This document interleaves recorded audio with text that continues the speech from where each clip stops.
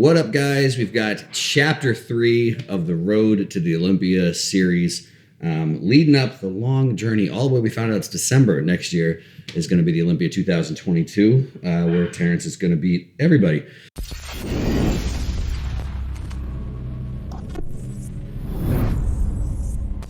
So anyway, we're going to talk through today's session a little bit right after you do the YouTube thing. Don't forget to like, subscribe, tell some friends, get down in the comments section, talk about muscles and stuff. But so anyway, today is a push-pull day, briefly going over what we've done in the past.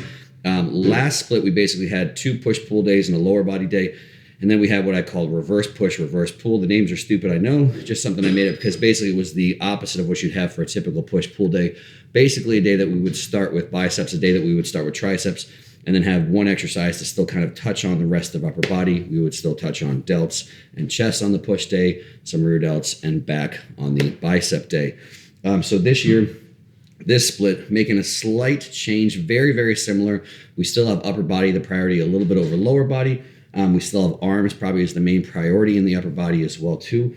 But I still want to keep a little bit of a higher frequency for everything. So the difference really between this split and the other split is we're going to have overall a little bit of a higher level of intensity and output from the back, the additional back and the additional chest days. Because previously when we started the days with biceps or triceps, we'd go through biceps and then rear delts, triceps, and then side delts, and then we move on to lats and back. So today, before we do any other upper body stuff, we're going right into chest, right into back, and that's all that we're doing today for those for upper body as well too. So basically comparing the two, slightly higher intensity, which I think now coming into an off season with good recovery makes a lot of sense. So that's the brief, as brief as I can keep anything, overview of what is a little bit different on these days. So when I say push-pull, we're going to have 2 of our meat and potato things that we're going to be doing for upper body is a back exercise, superset with a chest exercise, and then a second pairing of a back and a chest exercise, superset together. But before that, we are starting with calves, which is why I'm standing by this glorious calf machine, and abs. And the reality is obviously doing some calves and doing some abs prior to some upper body isn't going to take away from those movements at all. And it's a very simple way to prioritize those body parts a little bit as well too. We train calves 3 times-ish over the course of the split. One's just more about ankle mobility, but I wanted one day where we really prioritize them, start with them so we can train them fresh, train them heavy, and that's really the goal today. And same thing with abs. We train abs basically 3 times through the course of the split, and today's our heavy day for abs as well too. So a lot of people always ask about ab training, and they say, should I train abs? I always say, one, if you're asking that, you've probably never been lean enough to really know the answer because you wouldn't have to ask me. So first get lean enough, and then if you're lean enough, then you can answer that question. So if you literally get stage ready, you can decide, oh, did my abs just never look good before because I had too much fat on top of them? Or do I actually want them a little bit bigger so aesthetically they'll look better? And really what's the difference is everyone's abs are going to look good if you literally have pretty much no body fat on your stomach. But if you want what looks like deeper separation and you really truly have no body fat, then training them for them to be a little bit bigger, I think is a good thing. It really all comes down to aesthetics, which at the end of the day is a matter of personal opinion. And seeing Terrence's stage shots, basically every single year, I want to see a little bit deeper separation in his midsection. The muscle's there, his body fat's extremely low, but again, we want to see that separation a little bit more, which translates to make the muscles bigger. There's no in between. That's where everyone would say, oh, well, we want more abs, we want more separation. So should we train high volume and, etch in that detail or whatever the hell that means? That's a lot of nonsense. You can't etch in any detail. Muscles get bigger, smaller, or they stay the same. Those are your options. So you want more detail and separation, make the muscle bigger. I also get tons of questions about calf training. I myself do not actually have good calf genetics. A lot of people will think that I have decent calf genetics and my calves look okay now. Some of it is good joints, so I have relatively small knees and ankle joints, so aesthetically that helps. But the reality is I have ridiculously high insertions. We'll come down, we'll take a look. So when I say high insertions, you'll see, this muscle it's balled up. That's a short distance of muscle. If we look at when it's contracted, 2/3 of my lower leg is tendon. I always think it's hilarious. You'll see some people giving calf tips where their calf literally inserts 1 inch above their ankle, basically. Their calf muscle belly is all the way down to the ankle joint. And I'll be like, shut up, it's all the longest, biggest muscle belly I've ever seen in the world. But if someone has relatively high calf insertions, it's tougher to have big calves. So for my first 5+ years of training, most people just said I had small calves because I had small calves. And I thought I just had bad calf genetics, but I was just neglecting some of the obvious things that people that say that never do. And the first thing I did to get my calves grow is just train them first. And so I remember at that point in time, my strongest body part was chest. So every single day I would go in before my chest day and I would train calves. And this was always my favorite movement. It's been my favorite for a long time, even before I knew why. Basically, you're going to get mechanically the same thing would occurring with a standing calf raise, except you're taking your torso and stability out of the equation. So because I'm having that contact point with the weight on my hips, just less joints to manage. So anytime you have something that loads to the hips for calves, that's always my top option. So again, it could be a sled like this. Someone's watching this, I don't have a sled, what do I do? Guess what? If you look at a leg press, it's the exact same thing. So if your gym has any type of leg press, whether it's plate loaded, pin loaded, you can do the same thing. Put your feet all the way to the bottom of the platform, heels hanging off, load through there, and voila, you've got, in my opinion, the best calf training options. So working sets here to start, and then on to what we've got next. Stay tuned for more muscle stuff coming up in a minute. All right, guys, so moving on, as I promised, more muscles here.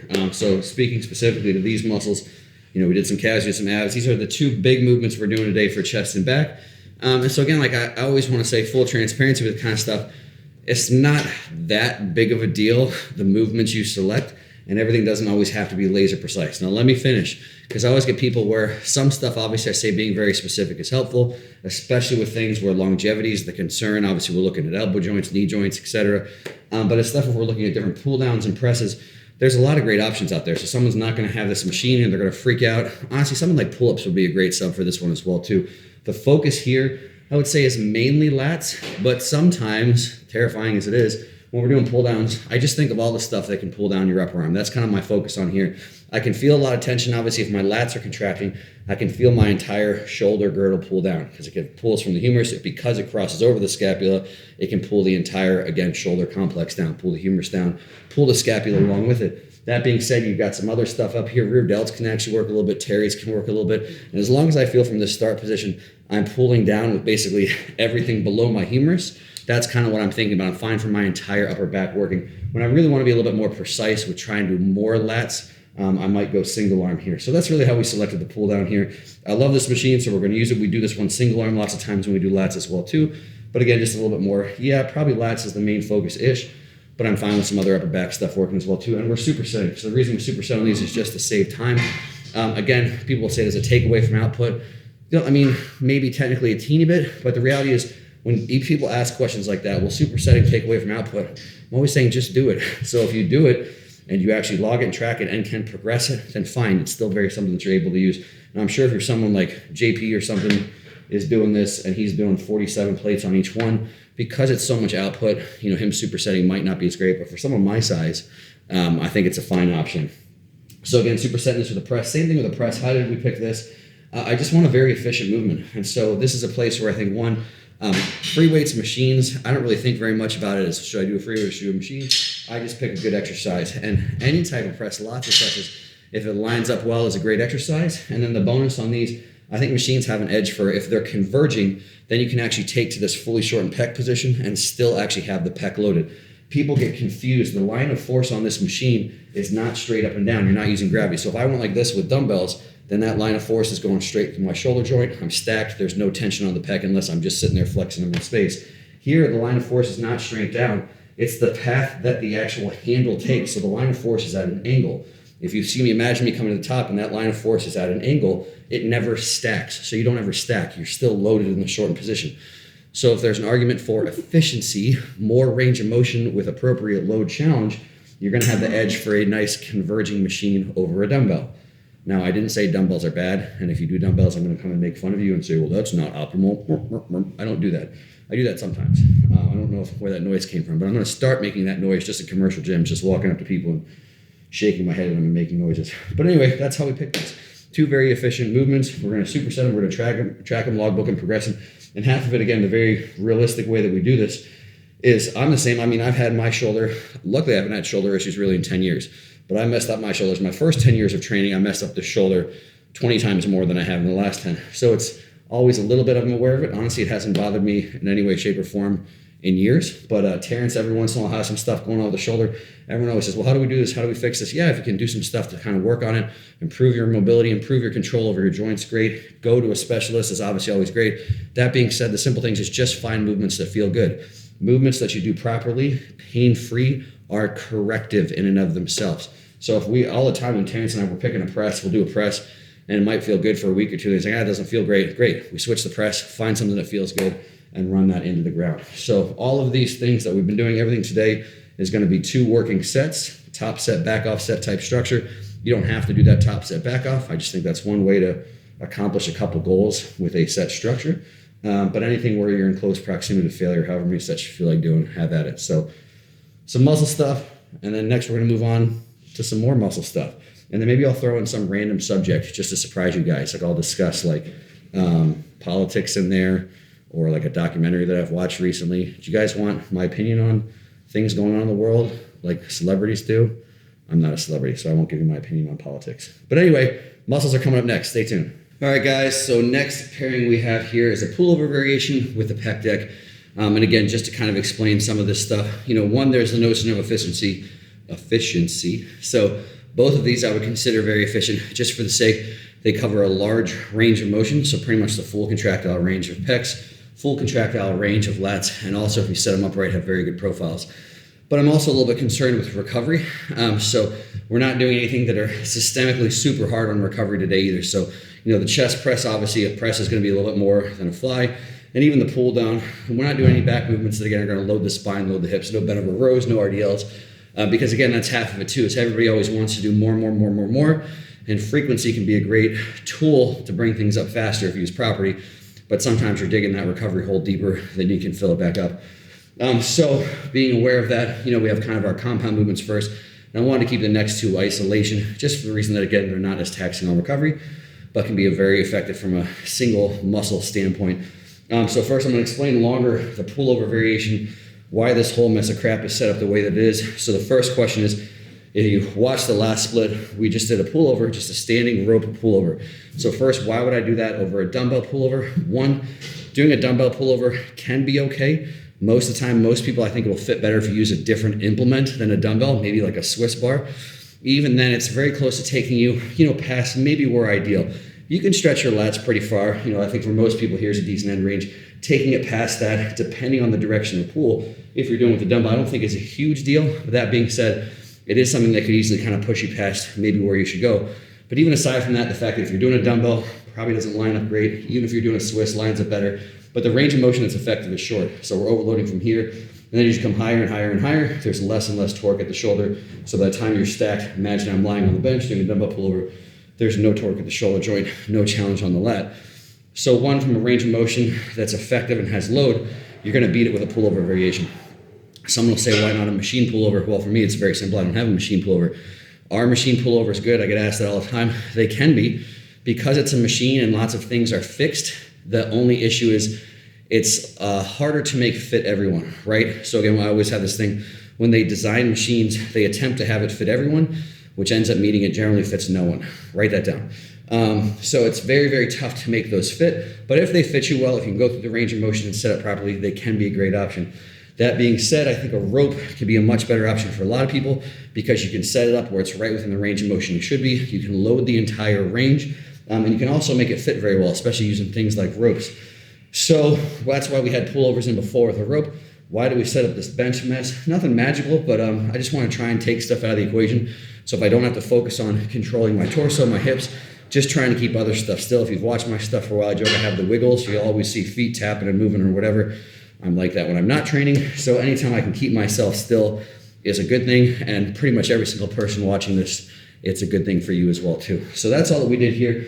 We set up the ropes in a place where I have the bench set up. I have this little pad right here set up on the bench, just because when we set up first, my face was kind of in the pad. It was actually kind of restricting my ability for my shoulders to move. So again, nothing magical. I said, I didn't like that. Let's see if we can sit on something. Sat on something, got my whole shoulder girdle a little bit more clear. My face wasn't on it. From there, just setting my body position, kind of leaned into it, where I felt like I was pressed in, using my body weight to keep me nice and still. And then we've messed around with the rope for a while. So last week, you'll see I had just one rope, and I had it attached here. One rope is fine, but it's more if you're ever using one rope, and the direction of the rope is going a lot this direction and less this direction, then it's not going to line up quite as well.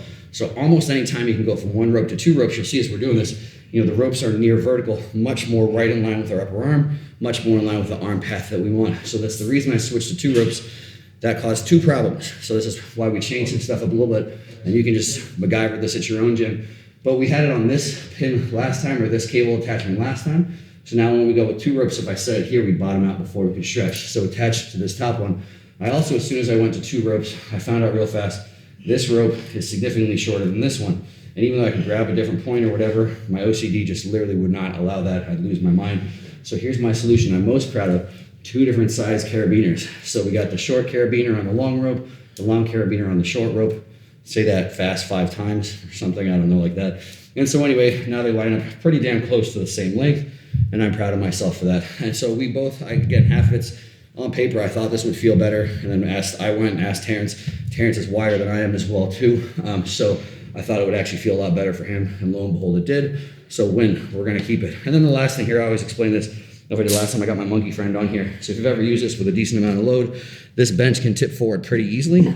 So if you don't have a kettlebell, you don't have obviously this exact hammer strength one with the foot platform, most of them you can loop something over there, put a plate there as well too, or you just have this thing called a training partner and you just make them do this. Here's the proper form.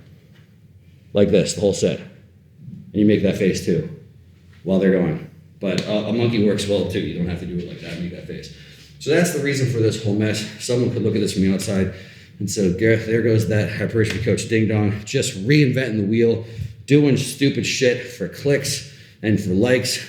If that was the case, I'd have my shirt off and have some shorts shoved up my butt with butt cheeks hanging out. Actually, that would probably scare everyone away. No one would watch this channel anymore. But anyway, that's explaining that. So I hope you guys have a little bit better understanding why we do this pullover variation. And then we did the same as everything else, just doing 2 working sets, top set, back off. And then we went to the pec deck, which I'll take you over there in a minute and tell you a nice story about that pec deck. All right, guys, superset with the rope, pec deck here. This is a pec deck. If I need to tell you what a pec deck is, you're on the wrong channel. Just kidding. I'm not gonna say anything super magical about this pec deck, other than it's a Icarian design, pre-core bot, but Icarian design.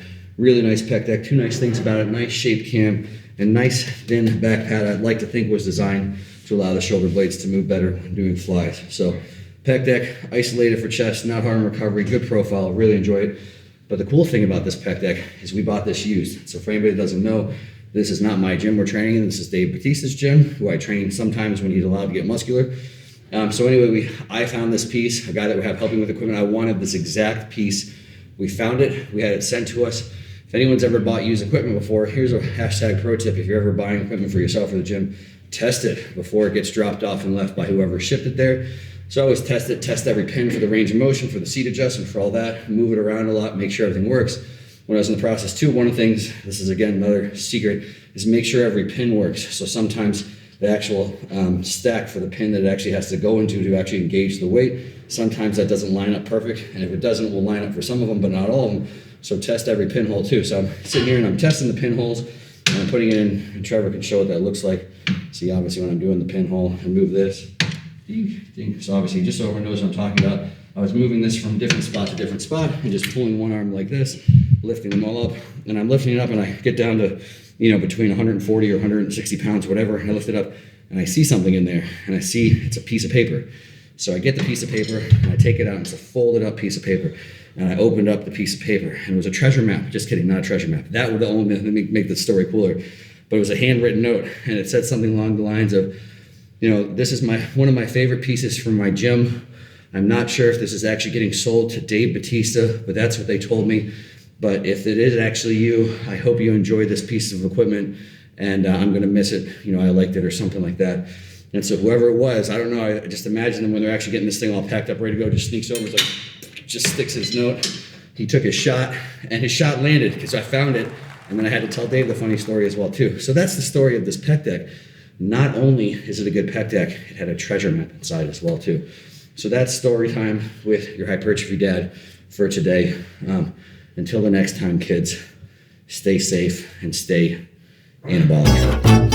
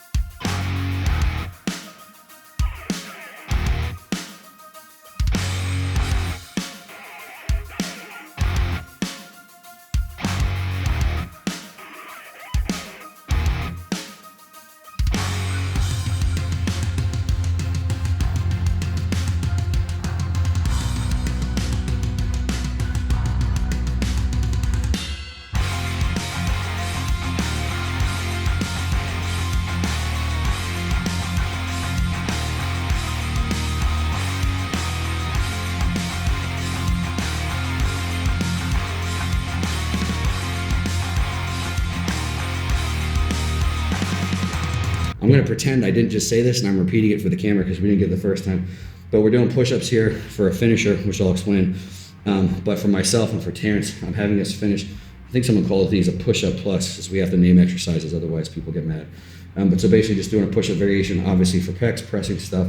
But we're going into the finish, we're going to actually protract, and not just protract the shoulder blades, but actually round thoracic spine a little bit and kind of comfortably protract as far as you can. A little bit of that motion will further shorten the pecs, but some of it is intentionally training serratus, and I just like letting everything that can kind of protract your shoulder blades work a little bit. And the point of rounding is when you retract, generally you can retract, when you extend your spine, generally you can retract your shoulder blades further. When you round, you can generally protract a little bit further. So I kind of like lots of times when I'm trying to do the end range of the scapula, changing the spine position to allow them to move a little bit further.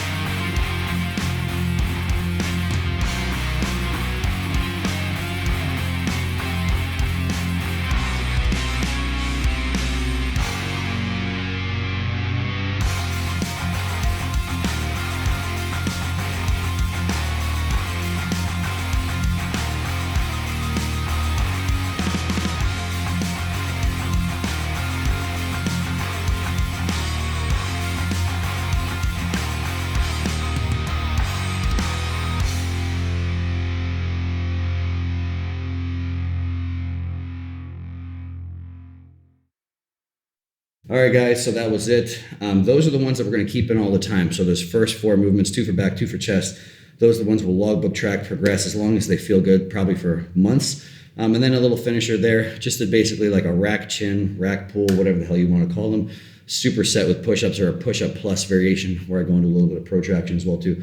Nothing magical there. Lots of times when I'm doing pump work, I want something that's quick, easy, accomplishes a goal a little bit different of what we've already done in training.